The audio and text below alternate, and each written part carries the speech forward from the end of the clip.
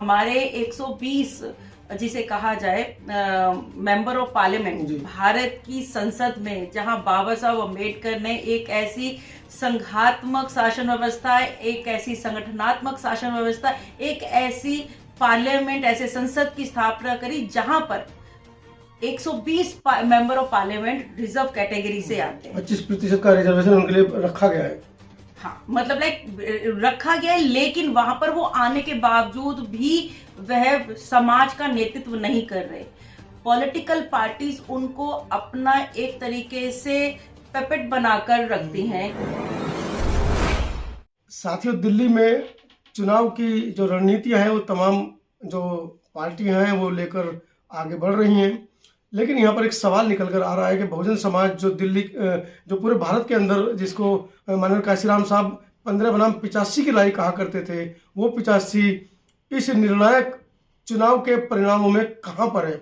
बहुजनों की इतनी सारी पार्टियां हैं, लेकिन गद्दी किसके पास है, ये बड़ा चिंतनीय विषय है। और इस विषय पर चर्चा करने के लिए आज मेरे साथ प्रोफेसर चंद्रकांता के माथुर हैं, दिल्ली विश्वविद्यालय में वो प्रोफेसर है। उनसे इस मामले पे क्यों हम डिस्कस कर रहे हैं, क्योंकि वो बहुजन कॉन्सेप्ट को लेकर चल रही हैं। तमाम उनके आप जो पिछले दिनों सोशल मीडिया पर कितने वर्षों से जो काम कर रही हैं, उनके जो भाषण हैं, उनके जो वक्तव्य हैं, या उनके जो साक्षात्कार उनको देखेंगे तो उन्होंने बहुजन, जो माननीय काशीराम साहब बहुजन समाज की एक कल्पना करते थे, वो ये भी कहते थे कि राजनीति जो हर ताले की चाबी है, बिल्कुल, है ना, लेकिन हमारा बहुजन समाज उस ताले को कब खोलेगा या स्वयं चाबी ही बनकर रहेगा, ये बड़ा सवाल है। स्वागत है आपका। नमस्कार और आपके सभी दर्शकों को अभिवादन। देखिए, जो इस समय समाज की स्थिति है, जहां हम लोकतंत्र की बात करते हैं, टीचर हूं तो पॉलिटिकल साइंस में एक वक्तव्य है कि लोकतंत्र मतलब जनता का शासन जनता के लिए, जनता के द्वारा जी। और स्वतंत्रता संग्राम भी जनता के द्वारा ही जीता गया। कुछ 4 लोग और जो नेतृत्व करने वाले लोग हैं, उन्होंने मतलब यहाँ से स्वतंत्रता को हासिल नहीं किया। जब उनके पीछे मास था तब जाकर स्वतंत्रता हासिल हुई है। तो जो मास है वो बहुजन समाज है, जहां अभी आपने 85% जनसंख्या की बात करी, तो लेकिन जो 85% है, आज हमारी आर्थिक स्थिति बहुत ज्यादा खराब है जी। और आरक्षण के नाम पर, जिसे कहा जाता है ऊंट के मुंह में जीरा, आप ऐसा मानते हैं? हाँ, मैं बिल्कुल ऐसा मानती हूँ। मतलब 75 साल बाद भी आपको लगता है कि आरक्षण जो है जिस तरीके से लागू करना चाहिए था, जैसे संविधान में दिया है, उस तरीके से लागू नहीं किया गया? नहीं, आरक्षण तो वास्तव में लागू हुआ ही नहीं। मतलब जिस तरीके से लागू करने की बात की जाए वो अलग बात है, पर मैं ऐसा मानती हूँ आरक्षण लागू हुआ ही नहीं है। अगर 1950 में जो आरक्षण की व्यवस्था हुई, उस समय हमारे लोग कितने पढ़े लिखे थे। बात की जा रही है एजुकेशन में, बात की जा रही है कि जॉब्स में। तो आरक्षण तो तभी मिलेगा जब वो बच्चा पहले स्कूल जाएगा, स्कूल जाकर फिर मतलब एक बेसिक एजुकेशन को प्राप्त करेगा, उसके बाद जाकर नौकरी मिलेगी। और वो नौकरी तभी ले पाएगा ना जो एजुकेटेड होगा। तो हमारे लोगों को तो स्कूल विद्यालयों में जाने से ही परहेज किया गया। आज भी आप यदा कदा बहुत सारे उदाहरण देखते हैं भारत में कि जहां पर उन्हें दलित होने के नाते मतलब वो रास्ते से गुजर नहीं सकते, शादी पर घोड़ी पे चढ़ नहीं सकते हैं, और आज भी वो मजदूर ही हैं। छोटे छोटे छात्रों को मतलब पानी पीने के नाम पे, मटका छूने के नाम पे मार दिया जाता है। बिल्कुल, मतलब वो अगर उन्होंने कहीं कुछ टच कर लिया तो मतलब अनटचेबिलिटी की बात कहें तो मतलब आज भी वो विद्यमान है। और हमारे 120 जिसे कहा जाए मेंबर ऑफ पार्लियामेंट भारत की संसद में, जहां बाबा साहब अम्बेडकर ने एक ऐसी संघात्मक शासन व्यवस्था, एक ऐसी संगठनात्मक शासन व्यवस्था, एक ऐसी पार्लियामेंट, ऐसे संसद की स्थापना करी जहां पर 120 member of parliament reserve category से आते हैं। 25% का रिजर्वेशन उनके लिए रखा गया है। हाँ, मतलब रखा गया है, लेकिन वहां पर वो आने के बावजूद भी वह समाज का नेतृत्व नहीं कर रहे। पॉलिटिकल पार्टीज उनको अपना एक तरीके से पेपेट बनाकर रखती हैं कि भाई वो हमने आपको टिकट दी और आपको हमारी बात कहनी है। तो हमारी बात से मतलब पॉलिटिकल राजनीतिक संगठन की बात जी। के लिए आप वहां पर हो, या फिर समाज के नेतृत्व के लिए वहां पर हो? आप समाज के बीच में लोगों से वोट आप समाज के होने के नाते मांगते हो, और जब आप पार्लियामेंट में पहुंच जाते हो तो वहां पर उनके हितों को दरकिनार करके आप व्यक्तिगत लाभ की तरफ चले जाते नहीं, हो। तो उनका कहना ये होता है, हमने कई इंटरव्यूज लिए हैं ऐसे लोगों से, तो वो उनका ये कहना होता है कि मैं तो पार्टी से जीत के आया हूँ, समाज से लेना देना नहीं है। हाँ, एक एससी वर्ग की सीट खाली थी तो मुझे दे दी गई, लेकिन मुझे तो पार्टी ने जिताया है भाई, ये उनका कहना होता है, समाज से कोई लेना देना नहीं है। नहीं, पार्टी से कैसे जिताया? अगर पार्टी ही अगर मजबूत होती तो फिर वो चुनाव में जाती ही नहीं, तो फिर तो राजतंत्र हो जाता है। मतलब राजतंत्र, राजा का बेटा राजा बने, ठीक है, तो फिर लोगों के बीच में वोटिंग के लिए क्यों जा रहे हो? कि भाई जिता तो लोग रहे हैं ना, जनता का शासन। कोई बात नमस्ते जी। जनता का शासन, जनता का शासन जनता के लिए, जनता के द्वारा, तो फिर आपको वोट में जाना ही नहीं चाहिए ना। अगर पॉलिटिकल पार्टी बनने, जहां पर संगठन बनाने की व्यवस्था हमारे फंडामेंटल राइट में है, तो वही संगठन आपका एनजीओ बनता है, वही संगठन आपका राजनीतिक दल बनता है। जब आप जनता के बीच में जाकर नेतृत्व करने की बात करते हो तो जनता से वोट लेते हो, तब आप ये कहते हो कि मैं दलित हूँ, कोई सीट खाली नहीं। बिल्कुल, वोट दलित के नाम पे लेंगे, जीतने के बाद कहेंगे पार्टी ने जिताया है। पार्टी ने, कोई पार्टी मतलब नहीं जिताती है। अगर पार्टी अगर जिताती तो फिर पार्टियां बदलती नहीं जी। पार्टियां कभी बीजेपी की है, कभी कांग्रेस की है, कभी अलायंसेस है, अभी पहले यूपीए था, अभी इंडिया, मतलब ये तो एक सामाजिक ढांचा, राजनीतिक ढांचे में तब्दीली है। ये कहें कि वो सामाजिक जो उनकी जिम्मेदारी है उसे पीछे छुड़ाकर ये कह रहे हैं कि पार्टी ने जिताया है, हम समाज के लिए काम नहीं करेंगे। बिल्कुल, वो ऐसा ही कर रहे हैं। और लेकिन हमारा समाज शिक्षित नहीं है। बाबा साहब ने बहुत जोर दिया शिक्षा पर। जनता का शासन जनता के लिए, जनता के द्वारा, तो जो जनता है वही चुनती है, ठीक है। जनता जिताती भी और जनता हराती भी है। 1975 के बाद आप देखते हैं कि इमरजेंसी का जो एक फेज था, वो मतलब उसके बाद जनता ने ही जनता दल को जिताया, ठीक है। जो कभी नहीं जीता वो जीत गया। और आपके सामने अभी वर्तमान में दिल्ली में भी आप देखते हैं, वो जनता ही थी कि जिसने दिल्ली में काफी सालों साल की सल्तनत को बदल के रख दिया, तख्ता बदल के रख दिया। अन्ना मूवमेंट हुआ और उस मूवमेंट में समझ में आया कि भ्रष्टाचार एक बहुत बड़ा मुद्दा है भारत में। तो उस भ्रष्टाचार के नाम पर, लोकपाल के नाम पर वर्तमान के जो सीएम बने हुए हैं, जो अपने आप को कहते थे कि मैं एक आंदोलनकारी हूँ, मैं एक एनजीओ चलाने वाला हूँ, परिवर्तन करने वाला हूँ, और आज वर्तमान में मतलब लाइक चौथा सीएम उनका है। उसके बावजूद जो जिस मुद्दों को लेकर आए थे लोकपाल को, उसका कोई नाम नहीं है। वही तो मैं कह रही हूँ। तो सत्ता बदल गई, दिल्ली में भी सत्ता बदली ना, और किसने बदली? जनता ने बदली। पहले 28 सीटें दी, फिर 49 दिन की सरकार बनी, फिर सरकार पूरा पूर्ण बहुमत दिया कि नहीं मुझे पूर्ण रूप से जिता दो, तो पूर्ण रूप से भी जिता दिया। और जैसे ही सेकंड टर्म में बने तो उनके 36 एमएलए नामजद हो गए, उनके खिलाफ कार्रवाई हो गई। और आज भी अब तीसरे चरण में भी देखा जाए, तीसरी बार जो मुख्यमंत्री बने हैं उसमें उनके ऊपर करप्शन, जिसके खिलाफ लड़ने आए थे, आज सबसे बड़ी भ्रष्ट पार्टी यदि कहा जाए तो आम आदमी पार्टी के रूप में निकल कर आ रही। अभी वो जो पूरी ट्रायल है या फिर पूरी जो कानूनी प्रक्रिया है, वो तो देश के इतिहास में पहला सीएम है जो इतने महीने जेल में रहे। और नहीं, देश के इतिहास में पहला पॉलिटिकल पार्टी है जिसका डिप्टी सीएम और जिसका सीएम, जिसका फाइनेंस मिनिस्टर, सब हेल्थ मिनिस्टर, सबके सब जेल में और महीनों वहां पर रहे। और मतलब, और जैसे अगर केंद्र में सरकार किसी और की है और राज्य में सरकार किसी और की है, तो ऐसा नहीं होता कि कोई, बहुत सारे ऐसे जिनसे प्रतिद्वंदता होती है, सबको जेल में क्यों नहीं डाल दिया गया? जब तक आप जहां पर कुछ कर नहीं होगा तो फिर डर नहीं होगा ना।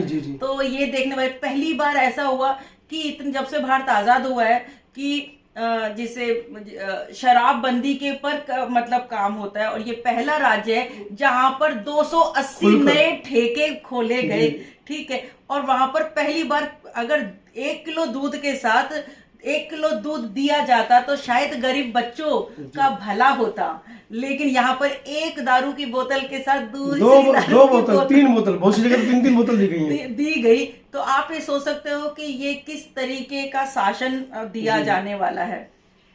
तो बेसिकली मैं ऐसा कह रही थी कि जो हमारे दलित समाज का, जो दलित नहीं कहेंगे हम, वंचित समाज जो हमारा है, वंचित समाज को वास्तव में ये पॉलिटिकल पार्टी अपने इस्तेमाल के लिए असली मुद्दा यही है कि हमारा इस्तेमाल किया जा रहा है। हमारा किस तरह के इस्तेमाल किया जा रहा है? हमें एजुकेशन से, सही जानकारी से वंचित किया जा रहा है। हमें मतलब आप ये देखिए कि जितने भी जो बड़े बड़े क्राइम हैं, वो क्राइम में एक दलित इन्वॉल्व नहीं होगा। आप इतने भी नाम देख लीजिए, किसी में भी बड़े बड़े क्राइम में जितने भी क्रिमिनल हैं, देश को छोड़कर भागे सैकड़ों लोग। हाँ, तो करोड़ों अरबों का घपला किया है, एक भी दलित नहीं है। एक भी दलित नहीं है। मतलब लाइक, और दलित सिर्फ मतलब इस्तेमाल की वस्तु के रूप में है, इस्तेमाल है, वोटर के रूप में है। तो ये कैसे कह सकते हैं जो हमारे नेता हैं कि वो सिर्फ हमें तो पार्टी ने जिताया है, हमें लोगों ने नहीं जिताया। तो सिर्फ यही वाली बात है ना, सिर्फ आप उनको भीड़ के रूप में इस्तेमाल करते हो, वोट डालने के लिए आओ और उसके बाद उन्हें जिता दो, उसके बाद तुमसे मेरा कोई नाता नहीं है। और सिर्फ अपने कहता मेरा पेट खाओ मैं ना दूध खाओ वाली बात है। लोगों से मिलते भी नहीं है, बिल्कुल नहीं मिलते। तो ऐसे में क्या लगता है कि क्या कभी बहुजनों की सरकार बन पाएगी, जिस तरीके से इन बहुजन नेताओं की महत्वाकांक्षाएं आड़े हट रही हैं? ये एक होने का नाम नहीं ले रहे हैं। मैं इसमें लगातार कह रही हूँ कि जब तक रिजर्वेशन, अंडर रिजर्वेशन नहीं होगा, स्पेसिफिकेशन होना बहुत जरूरी है। हर जिसको मिल गया रिजर्वेशन, ये बाबा साहब भी ऐसे ही मानते थे कि जिसको रिजर्वेशन मिल गया, जिसको, मतलब मैं एक समुदाय की बात नहीं कर रही हूँ, एक जाति की बात नहीं कर रही हूँ। मुझे नहीं लगता कि हम एक तरफ से कहें कि एक जाति को रिजर्वेशन मिल गया है। नहीं, एक जाति में बहुत सारे लोगों को रिजर्वेशन मिल गया है जी।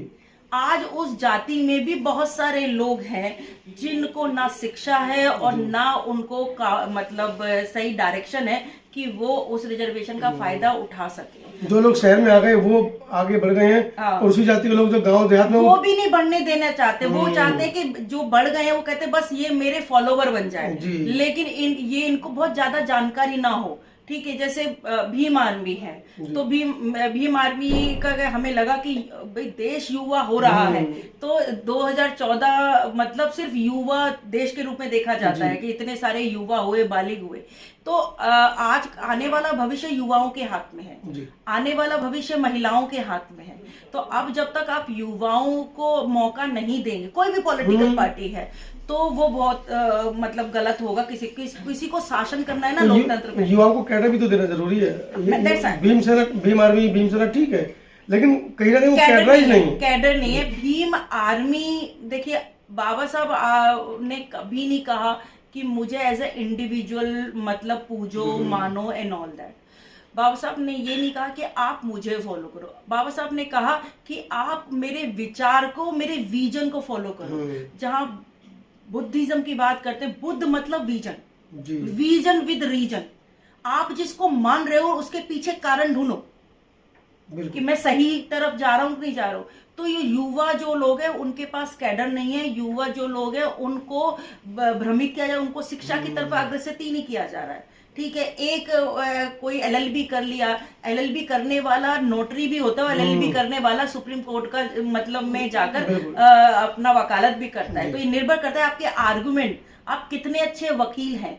अच्छा वकील एलएलबी करने वाला नहीं होता, अच्छा वकील वो होता है जो लॉ की डिग्री के बिना भी आर्गुमेंट रखता है। मैं वकील नहीं हूं, लेकिन हाँ मेरे पास तथ्य के साथ परिपक्व तरीके से उसको प्रस्तुत करने का तरीका है। तो हम अपने समाज को जितना अवेयर करेंगे, जितना हम ज्यादा लोगों को बताएंगे और वास्तव में उनको अपने संविधान कहना नहीं कि संविधान को बचाना है, संविधान को बचाने की जरूरत नहीं है, संविधान आपको बचा रहा है। पहली बात, संविधान को, ना संविधान खतरे में है, ना संविधान को बचाने की जरूरत है। संविधान हम सबको बचा रहा है, बस हमें संविधान को जानने की जरूरत है। हम संविधान को जाने तो संविधान को बचा सकते हो और उसको आगे ले जा सकते हो। संविधान कह तो रहे हैं सभी लोग के संविधान पढ़ना चाहिए, लेकिन सरकारें इतनी उदासीन है इस मुद्दे को लेकर कि उन्होंने तो डॉक्टर अम्बेडकर, इंडियन कॉन्स्टिट्यूशन जैसे महान ग्रंथ है, उनको भी कहीं ना कहीं सिलेबस से हटा दिया है। नहीं, ऐसा नहीं है। मैं क्योंकि मैं पॉलिटिकल साइंस पढ़ाती हूँ, तो आप देखिए कि जो छठी कक्षा में एनसीईआरटी में छठी कक्षा में फंडामेंटल राइट पढ़ाए जाते हैं। एनसीईआरटी में, सीबीएसई और यूपी बोर्ड में नहीं है, जो देश का सबसे बड़ा एक मतलब बोर्ड से बच्चों के लिए। मैं वही बता जी कि छठी कक्षा में पॉलिटिकल साइंस के सिविक्स में जी सिविक्स होता है, वो बिना फंडामेंटल राइट के कंप्लीट नहीं होता जी। है। मुझे नहीं पता सिलेबस मतलब हर जगह राज्य का है, लेकिन ये पूरा सेंट्रलाइज की बात करेंगे ना। जी, हम सेंटर की बात करें, सेंटर क्या कानून बनाए, राज्य सरकारें और केंद्र सरकार, अंतर हो जाएगा ना। अब यहाँ पे तो राज्य सरकार पर निर्भर करता है। अब बात आपने जहां यूपी की बात की, मैं बिल्कुल ये कहती हूँ कि यूपी में सरकार लगातार इतने सालों से किसकी रही है? बिल्कुल अपनी ठीक है, चाहे बीएसपी की रही है, तकरीबन 3 टेन्योर मतलब बीएसपी के रहे हैं, 6 महीने जो भी कुछ रहे पूरा हैं भाई, उन्होंने बहुत बड़े बड़े डिसीजन भी लिए हैं, ठीक है। और फिर सपा की रही है, जो अपने आप को मतलब समाजवादी कहने का ढोंग करते हैं। लोहिया जी का समाजवाद और मुलायम सिंह जी का समाजवाद बिल्कुल सिक्के के दो अलग अलग पहलू हैं। हम समाजवाद की बात तो करते हैं, समाजवाद कहीं एडजस्ट नहीं करता है। तो मतलब सभी सिलेबस के अंतर्गत अंबेडकर जी को लाना एक अलग बात है। दिल्ली के अंतर्गत मैं अभी बताऊं, न्यू एजुकेशन पॉलिसी में अंबेडकर जी का एक सेपरेट पेपर है, इंट्रोडक्शन और अंबेडकर है, ठीक है। बकायदा यहाँ पे सीबीएसई में, एनसीईआरटी में मतलब छठी कक्षा में सिलेबस में है। उसके बाद आपका मतलब पॉलिटिकल साइंस 11th और 12th में अब बच्चा पढ़ता है, एनसीईआरटी में मतलब सब में पढ़ता है, मतलब एनसीईआरटी में जो आर्ट स्ट्रीम पढ़ रहा है, ठीक है। कॉन्स्टिट्यूशन तो आर्ट स्ट्रीम में आएगा ना, साइंस में तो नहीं आएगा, ठीक है। फिर पॉलिटिकल साइंस जो कर रहे हैं, बीए प्रोग्राम जो कर रहे हैं, वहां पर पॉलिटिकल साइंस आ रहा है, इंडियन गवर्नमेंट पॉलिटिक्स आ रहा है, ठीक है, प्रोसेस आ रहा है, पार्टीज आ रही हैं, संविधान आ रहा है, ये सारी चीजें हैं। हम जैसे लोग पढ़ भी रहे हैं, और हम जैसे लोग, मैं अपनी बात कर रही हूँ, मैं सबकी बात नहीं कर रही हूँ, तो वो सबको मतलब मैं टीचर हूँ, मैं क्लास में क्या पढ़ा रही हूँ मेरे पर डिपेंड करता है, मैं खुद पढ़ूंगी तो उस तरीके से संविधान को सब तरफ फैलाने की जरूरत है, समझाने की जरूरत है, सही तरीके से बताने की जरूरत है। संविधान को सही तरीके से प्रस्तुत ही नहीं किया जा रहा। बिल्कुल। और इस चीज को देखते हुए जो एससी समाज के लोग हैं या जो भी वंचित समाज के लोग हैं, उनको उनके अधिकार की प्राप्ति नहीं हो रही है। अब हम बात ये कर रहे हैं कि एक नया नोशन, जिसे नोशन चारों तरफ चल रहा है, वो आजकल जो युवा हैं वो ये कहते हैं कि अपर कास्ट के जो भी हैं, जनरल कैटेगरी से, वो ये कहते हैं कि हमारा रिजर्वेशन एससी ये सब ले रहे हैं, खत्म हो रहा है। और इधर एससी समाज ये कह रहा है कि हमारा रिजर्वेशन खत्म हो रहा है, दिया ही नहीं जा रहा है, दिया ही नहीं जा रहा है, नहीं खत्म हो रहा है, मतलब खत्म हो गया, हमसे छीना जा रहा है, ये नौकरियां नहीं है, स्कूल नहीं है, कहाँ मिल रहा है कुछ। तो बेसिकली रिजर्वेशन को हमें समझना पड़ेगा कि आखिर रिजर्वेशन है क्या, है ना। रिजर्वेशन स्कूल में है, रिजर्वेशन नौकरी में है, और रिजर्वेशन मतलब पॉलिटिक्स में है। तो मेन चीज है कि जब तक हमारे लोग, मैंने पहली बात से शुरू करती हूँ कि जो हमारे 120 जो मेंबर ऑफ पार्लियामेंट हैं, जो नीति निर्माण करते समय उस समय वहां उपस्थित होते हैं, जब हमारे जिनके ऊपर जिम्मेदारी है समाज की, जिनके ऊपर जिम्मेदारी है हमारे समाज की, तो वो लोग समाज को नेतृत्व करने के बजाय उन नीतियों का हिस्सा क्यों नहीं बनते हैं? बहुत बड़ा कारण, क्योंकि वह खुद नहीं जानते। एक अंगूठा छाप को 8वीं पास या 8वीं फेल को आप एमपी बनाकर भेज दोगे, ये तो संविधान उनको ताकत दे रहा है ना। किस चीज के लिए? एक अंगूठा टेक को संसद में पहुंचाने का, संसद संविधान ने आपको ये दिया कि आप अपना प्रतिनिधि चुने, संविधान चुने। तो बाबा साहब इतने पढ़े, आप बाबा साहब को मानने वाले हो, तो बाबा साहब ये कहते हैं गधे और घोड़े में अंतर मत करो, दौड़ने वाले तो दोनों ही हैं, दौड़ने वाले दोनों, एक बोझा ढोने वाला है और एक दौड़ने वाला है। आपको यदि रास्ता लंबा तय करना है तो आप किस पर बैठोगे? बिल्कुल दौड़ने वाले, तो गधे में और घोड़े में और खच्चर में जी अंतर तो करोगे ना। ये अंतर कौन करेगा? ये हमारा पॉलिटिकल पार्टिसिपेशन करेगा, हमारी राजनीतिक सहभागिता करेगी, है ना, हमारी राजनीतिक सहभागिता करेगी। तो ये निर्भर करता है कि आपको गधे में, घोड़े में और खच्चर में अंतर करना आना चाहिए। तीनों बराबर पहुंचाना है, गद्दी पे किसको पहुंचाना है? जो वहां जाकर निर्भीक तरीके से, वो क्यों कहते हैं मुझे पार्टी ने चुना, उनकी गलती नहीं है। उसका कारण यह है कि हमारा समाज एक तरफ से सही कैंडिडेट नहीं चुनता, पार्टी कोई भी कैंडिडेट सही होना पार्टी चाहिए। कोई मैं देखिए खुले मन से आपके बेबाक तरीके से कहती हूँ, आप अच्छी तरीके से जानते हैं कि आप लोकतंत्र में ना आप सिर्फ कैंडिडेट को चुनिए। यहाँ लोग पार्टियां चुनते हैं। यहाँ लोग पार्टियां चुनते हैं, पार्टी नहीं है, पार्टी तो कुछ भी नहीं है। मेरा नाम है लेकिन मैं ही नहीं हूं तो फिर क्या है? बिल्कुल ठीक है, संगठन कहीं नहीं है लेकिन संगठन के अंतर्गत संगठन चलाने वाले कौन है ये भी तो देखना पड़ेगा।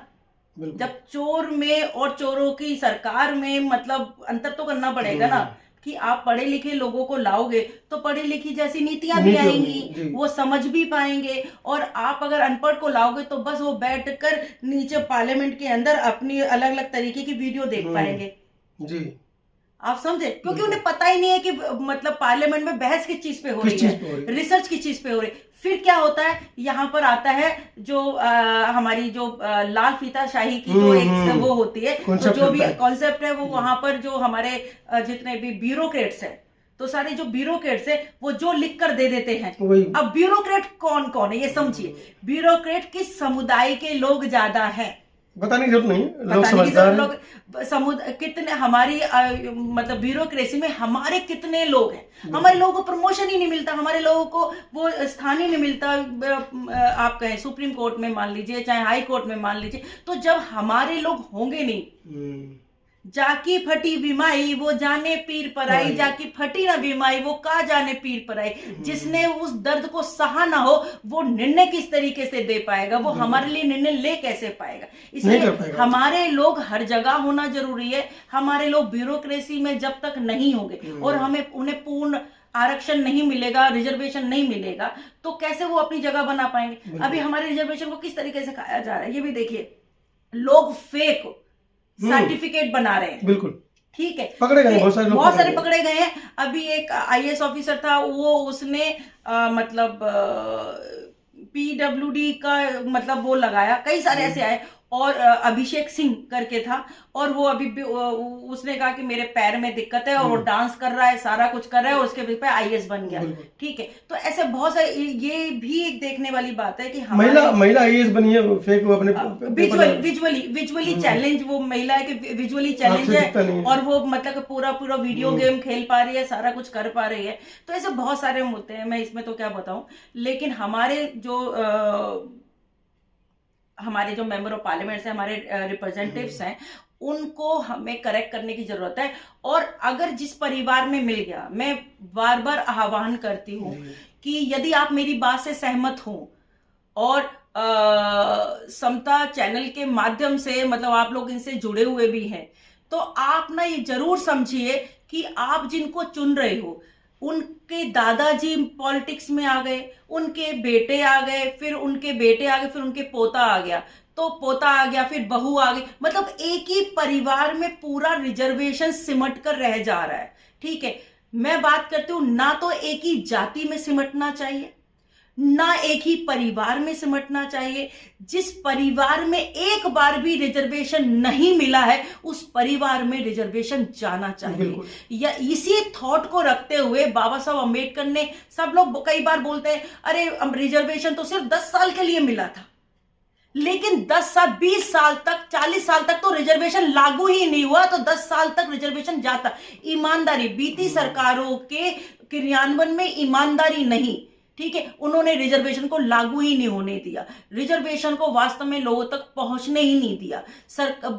दिल्ली जैसी यूनिवर्सिटी के अंदर 96 में जाकर रिजर्वेशन मतलब आ रहा है, आप देखिए 50 का मिला हुआ रिजर्वेशन मतलब 96 में मिल रहा है। और फिर उसके बाद ओबीसी की रिजर्वेशन 80 में होता है, 1980 में मिलता है, और जाके 2006 में जाके लागू होता है। तो आप समझिए कितने साल का जो गैप है वो हमें भरना है अभी। और तब भी कह रहे हैं कि भी रिजर्वेशन को हटा देना चाहिए और समीक्षा करनी चाहिए, बिल्कुल रिफॉर्म करना चाहिए, समीक्षा करना चाहिए। और जिनको रिजर्वेशन जिस परिवार में मिल गया, जिस जाति के अंदर सबसे ज्यादा चला गया, थोड़ा सा उसमें बैलेंसिंग करने की जरूरत है। अभी जो सुप्रीम कोर्ट का जो डिसीजन आया उसको क्रियान्वित करने की जरूरत है, केंद्र के आधार पर भी और राज्यों के आधार। हरियाणा में हुआ है शायद, मतलब है ना, हरियाणा में इस चीज को लागू किया गया है कि वंचित समाज जिनको आज तक इस दिशा में चाहे पॉलिटिकल रिजर्वेशन नहीं मिला है या कहीं पर भी, तो उनको रिजर्वेशन दिया जाना चाहिए।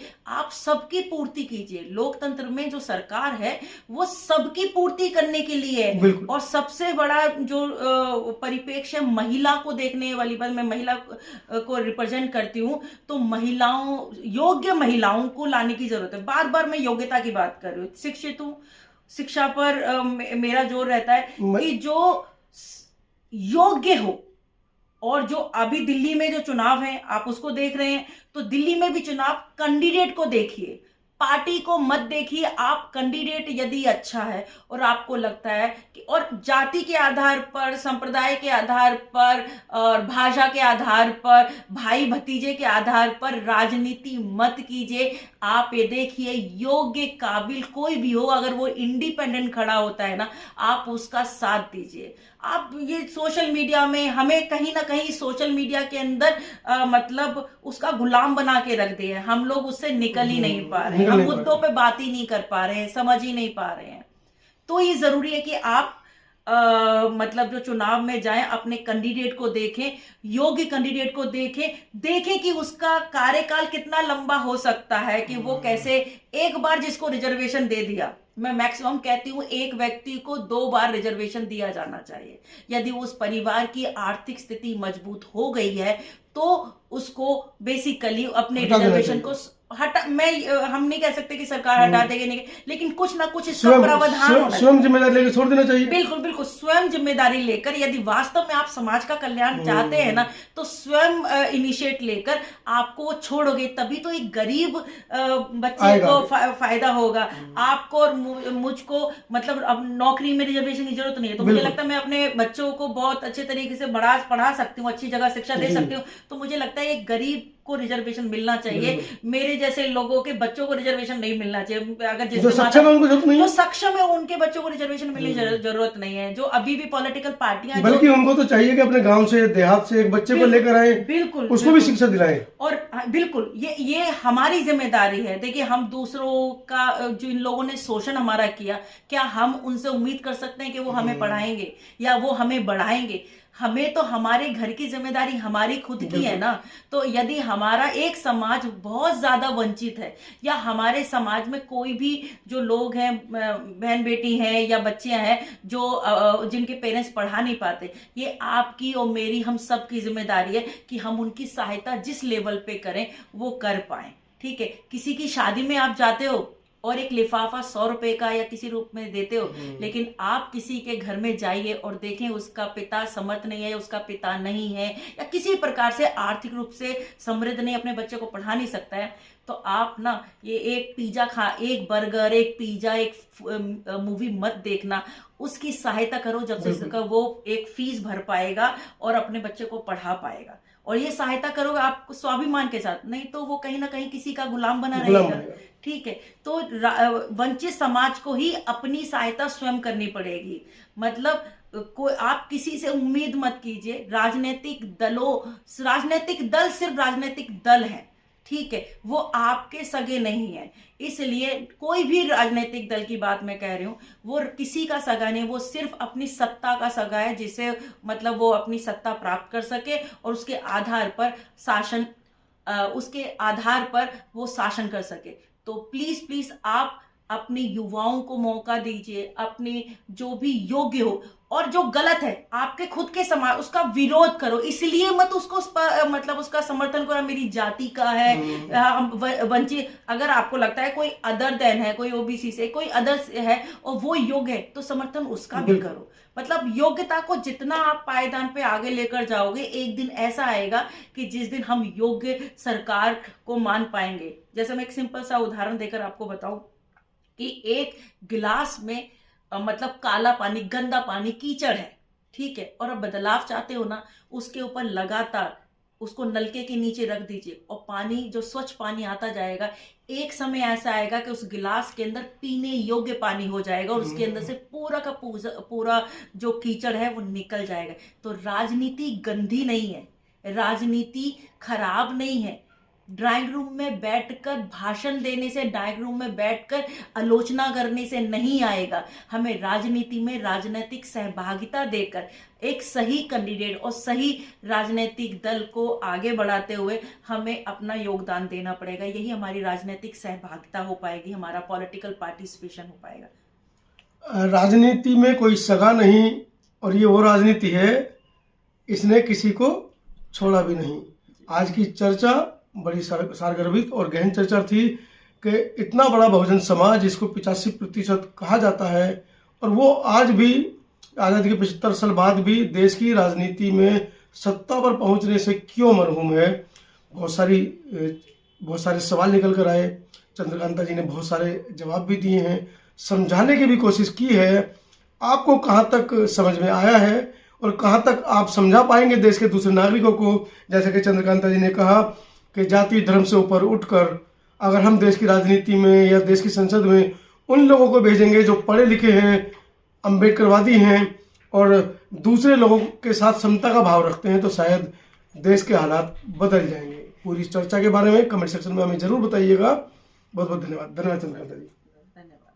और आप अपने सजेशन मुझे भी दे सकते हैं, मेरा स्पेसिफाई कर सकते हैं। मैं मतलब सब्सक्राइबर हूँ समता चैनल की, तो मैं भी अगर डायरेक्टली भी उसको आंसर कर सकता हूँ। आप मुझे डायरेक्टली भी डॉक्टर चंद्रकांता के माथुर अगर करेंगे तो मुझे भी डायरेक्टली आप कमेंट कर सकते हैं। अगर आप मेरी किसी बात से सहमत ना हो तो हम एक दूसरे के ज्ञान को बढ़ाएं और आगे बढ़ें, तो साथ में मिलेंगे तो आगे बढ़ेंगे ही बढ़ेंगे। बिल्कुल। सहमत है तो लाइक जरूर कीजिएगा, और असहमत है तो क्यों असहमत है कमेंट जरूर कीजिएगा, जिससे कि अगली बार हम प्रोफेसर साहब से चर्चा करें तो आपके उन कमेंट्स को लेकर जरूर वार्ता करें कि हमें हमारे दर्शकों ने कमेंट्स आपके लिए भेजें। धन्यवाद। और कुछ अगर किसी अन्य विषय पर हम चर्चा करना चाहें तो आप वो भी बता सकते हैं, तो हम उस विषय पर भी चर्चा आगे कर सकते हैं। धन्यवाद।